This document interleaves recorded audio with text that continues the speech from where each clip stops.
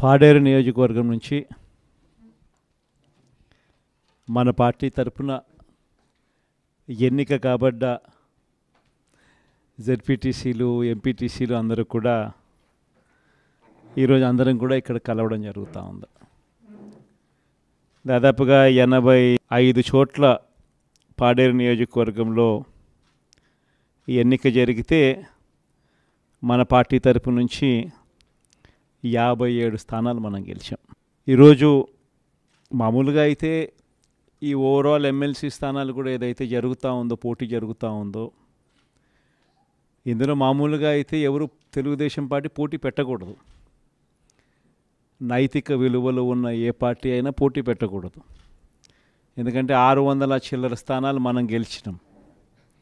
వాళ్ళు గెలిచింది కేవలం 200 చిల్లర స్థానాలు వాళ్ళు గెలిచినారు. మనకు వాళ్ళకు మధ్య తేడా దాదాపుగా 387 స్థానాలు వాళ్ళకు మనకు తేడా ఉంది. గెలిచిన వాళ్ళంతా కూడా మన పార్టీ గుర్తు మీద, మన పార్టీ జెండా మీద గెలిచిన వాళ్ళు. వాళ్ళ సైడ్ అయినా అంతే, మన సైడ్ అయినా అంతే. మరి అటువంటప్పుడు మెజారిటీ లేనప్పుడు ఎవరైనా కూడా పోటీనే పెట్టకూడదు. మామూలుగా మీ జగనే ముఖ్యమంత్రి స్థానంలో ఉండి ఇటువంటి పరిస్థితి కన్నా ఉంటే, వాళ్ళకే కన్నా మెజారిటీ కన్నా ఉంటే అసలు మనం పోటీ పెట్టుండే వాళ్ళమే కాదు. ఎందుకు పోటీ పెట్టాలి? ఎందుకు డబ్బులు ఇచ్చి కొనుగోలు చేయాలి? వేరే పార్టీ గుర్తు మీద గెలిచిన వాళ్ళను ప్రజలు వాళ్ళకు ఓట్లు వేసింది ఆ పార్టీ గుర్తును చూసి, ఆ పార్టీ పేరు చెప్పి, ఆ పార్టీ గుర్తును చూసి, ఆ పార్టీ తరపున వెళ్ళి ఓట్లు అడిగిన తర్వాత, గెలిచిన తర్వాత అటువంటి వాళ్ళను మనం ముఖ్యమంత్రిగా ఉన్నాం కదా, పోలీసులు మన చేతుల్లో ఉన్నారు, అధికారులు మన చేతుల్లోనే ఉన్నారు, డబ్బులు మన దగ్గర దండిగా ఉన్నాయి కాబట్టి ఆ డబ్బులు మనం ఖర్చు చేసి మనం ఎటువంటి పరిస్థితుల్లో అధర్మంగా అయినా కూడా మనం గెలిచాలి కదా అని ఆలోచన చేసి అదే కార్యక్రమం ముఖ్యమంత్రిగా ఉన్న వ్యక్తిగా మనం చేసి ఉంటే అది ధర్మమేనా? ఇది ధర్మం కాదు. చంద్రబాబు నాయుడు నైజం మాత్రం చూపిస్తూనే ఉన్నాడు. ఈరోజు కూడా అధర్మంగా యుద్ధం చేసే కార్యక్రమం జరుగుతూనే ఉంది. అధర్మంగా యుద్ధం చేసే కార్యక్రమంలో భాగంగా మన పార్టీ తరపు నుంచి ఎవరైతే గెలిచినారో వాళ్ళందరికీ ఫోన్లు చేయడం, లేదా వాళ్ళ దగ్గరికి మనుషులను పంపించడం, నీకు 5 లక్షలు ఇస్తా, నీకు 10 లక్షలు ఇస్తా, వస్తావా అని పిలవడం, అడగడం. ఎంత మటుకు అంటే రాజకీయాలలో విలువలు అనేటివి పూర్తిగా అట్టడుగు స్థానంలోకి తీసుకొని పోయే కార్యక్రమం జరుగుతూ ఉంది. ఏ రోజైనా కూడా ఒక రాజకీయ నాయకుడు ఎదగాలంటే మాత్రం విలువలు, విశ్వసనీయతతో కూడిన రాజకీయాలు చేస్తేనే ఆ రాజకీయ నాయకుడు ఎదుగుతాడు. ఏ రోజైతే మనం మన క్యారెక్టర్ని అమ్ముకుంటామో, ఏ రోజైతే మనం విలువలను, విశ్వసనీయతను రెండింటినీ కూడా పక్కన పెట్టి రాజకీయాలు చేయాలని ఎప్పుడైతే మనం ఆలోచన చేస్తామో అప్పుడు ప్రజలకు సమాధానం చెప్పడం కథ దేవుడు ఎరుగు, ఇంట్లో కూడా మనకు గౌరవం ఉండదు. ఇంట్లో కూడా మనకు గౌరవము, వాల్యూ ఉండదు అన్న సంగతి ప్రతి ఒక్కరూ కూడా గుర్తుపెట్టుకోమని కోరుతా ఉన్నా. నేనైతే నా జీవితంలో రాజకీయాలు నేను అట్టే చేశా. నేను కాంగ్రెస్ పార్టీ నుంచి బయటకు వచ్చినప్పుడు వెనక్కి తిరిగి చూస్తే నా వెనకాల ఎవరు లేరు. నేను మా అమ్మ ఇద్దరమే బయటకు వచ్చింది. నాతో పాటు కొంతమంది ఎమ్మెల్యేలు వస్తామంటే కూడా నాతో పాటు రావాలనుకున్న ఎవరైనా కూడా రాజీనామా చేసి రావాలా అని చెప్పిన. ఈరోజు అక్కడి నుంచి మొదలు పెడితే కేవలం ఇద్దరం పార్టీ నుంచి బయటకు వచ్చి మొదలు పెడితే ఈరోజు దేవుని దయతో ప్రతి అడుగులోనూ కూడా విలువలతో కూడిన రాజకీయాలే చేశాము, విశ్వసనీయతతో కూడిన రాజకీయాలే చేశామని గర్వంగా తలెత్తుకొని కూడా చెప్పగలుగుతాం. ఎందుకు మొన్న ఎలక్షన్లే 2014 ఎలక్షన్ మీ అందరికీ గుర్తుండే ఉంటుంది. మనం ఓడిపోయాం ఆ ఎలక్షన్. ఓడిపోయేటప్పుడు కూడా నా దగ్గరికి చాలామంది వచ్చినారు. మన వాళ్ళే నా దగ్గరికి కూడా వచ్చినారు. మన మంచి కోసమే చెప్పారు, నా మంచి కోసమే చెప్పారు. అన్న చంద్రబాబు నాయుడు ఇష్టం వచ్చినట్టు అబద్ధాలు ఆడుతూ ఉన్నాడు, రైతులకు రుణమాఫీ అంటూ ఉన్నాడు, మహిళలకు రుణమాఫీ అంటూ ఉన్నాడు, ఇంటింటికి ఉద్యోగం అంటున్నాడు, ఉద్యోగం ఇకపోతే 2000 అంటున్నాడు, ప్రతి ఒక్కరికి 3 సెంట్ల స్థలం అంటూ ఉన్నాడు. ఈయన చంద్రబాబు నాయుడు అంటా ఉన్నాడన్నా, మనం కూడా అనకపోతే ఎట్టా, మనం కూడా రైతులకు రుణమాఫీ చేయకపోతే చేస్తామని చెప్పకపోతే ఎట్టా, ఫస్ట్ చెప్పేసేయండి నా, మళ్ళీ సంగతి మళ్ళీ చూస్తాము అని నాతో కూడా చెప్పినారు. కానీ చెయ్యలేనిది, జరగనిది చెప్పడానికి మీ జగన్ ఇష్టపడలా, అబద్ధం చెప్పాల. అబద్ధం చెప్పనందుకు ఆ ఎన్నికల్లో మనం ఓడిపోయినాం. ఆ ఎన్నికల్లో మనం ఓడిపోయి ప్రతిపక్షంలో కూర్చున్నాం. దాని తర్వాత చంద్రబాబు నాయుడు పరిపాలన చేశాడు. అడ్డగోలుగా ఆయన చెప్పినవన్నీ అబద్ధాలు అని చెప్పి ప్రజలందరూ కూడా నమ్మేట్టుగా, ప్రజలందరికీ కనిపించేట్టుగా చంద్రబాబు నాయుడు అనే వ్యక్తి ప్రజలను మోసం చేశాడు అన్నది తెలిసేట్టుగా ఆ తర్వాత 2019 ఎన్నికలు వచ్చేసరికి ఏకంగా చంద్రబాబు నాయుడు అనే వ్యక్తికి డిపాజిట్లు కూడా దక్కని అందువానమైన పరిస్థితులకి పోయాడు. 2019లో మనం అధికారంలోకి వచ్చినాం.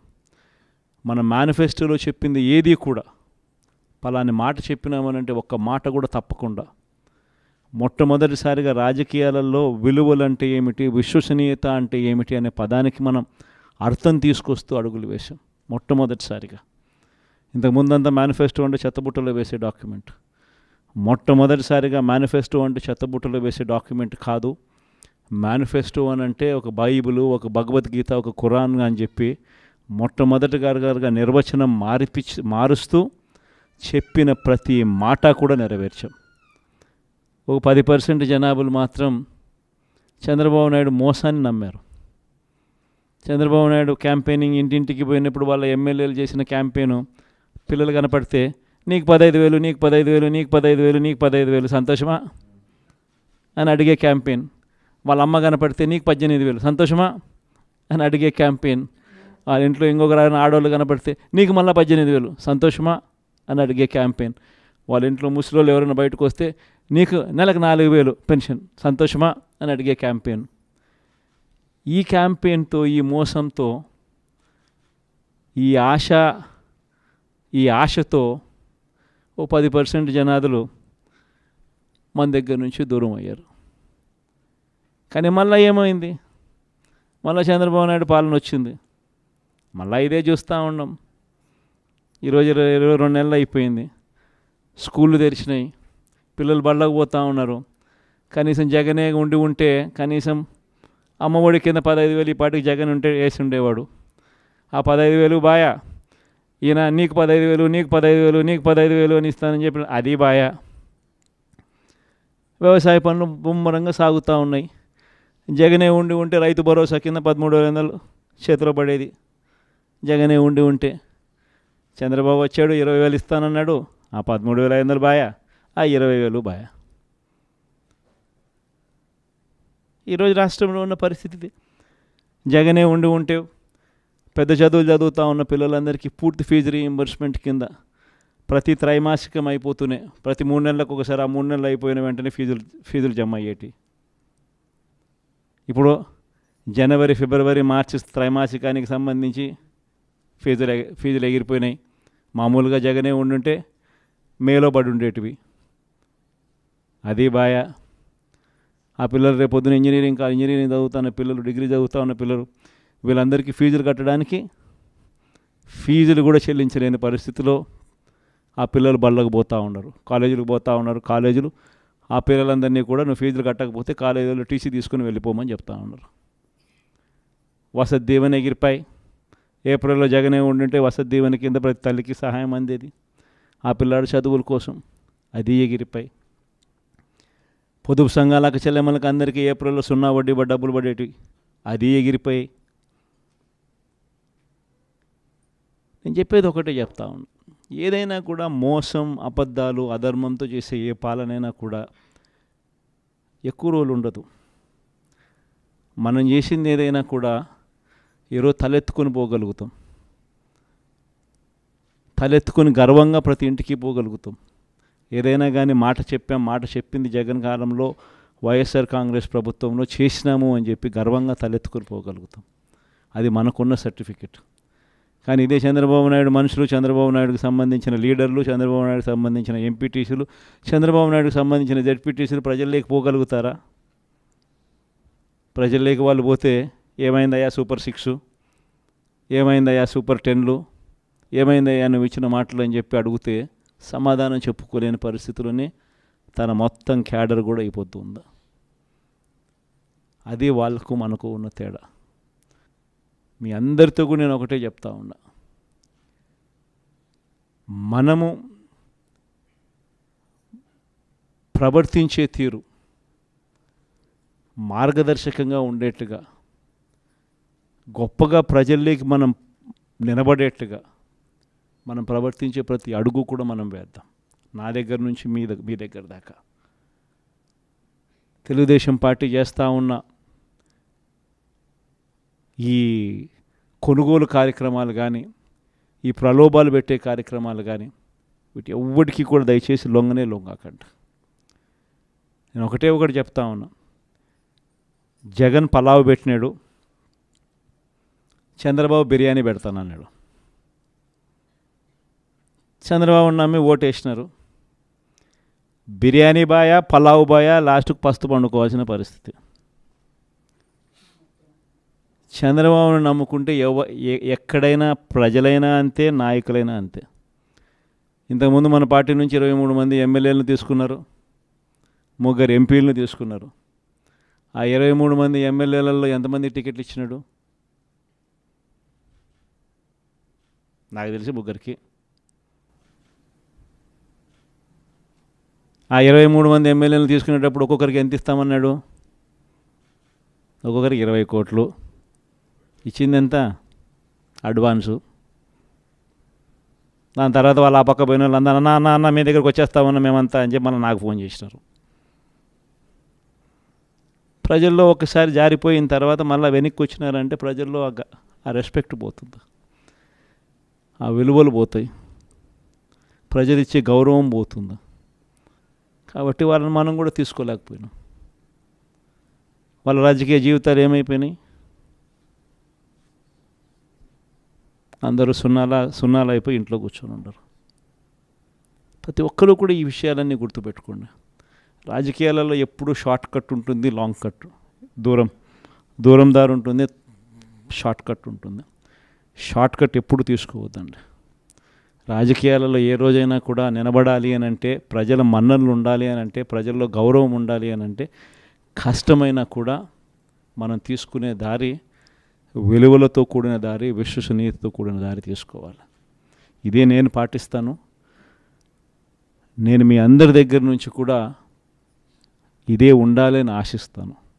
వైఎస్ఆర్సీపీ కార్యకర్త ఏదైనా కానీ ప్రజలు లేకపోతే కాలర్ ఎగరేసుకొని చెప్పాలి, పలాని మాట చెప్పినాం, పలాని మేము నెరవేర్చినాం అని చెప్పి. మాలో అబద్ధాలు ఉండవు, మాలో మోసాలు ఉండవు, మాలో కల్మషం ఉండదు అని చెప్పి. అది వైఎస్ఆర్సీపీ కార్యకర్త. ప్రతి ఒక్కరు ఇది గుర్తుపెట్టుకోమని కోరుతా ఉన్నాను. ఈ మన్యం ప్రాంతం స్పెషలీ, ట్రైబల్ ప్రాంతం స్పెషలీ ఎప్పుడూ కూడా నాకు తోడుగా ఉంది.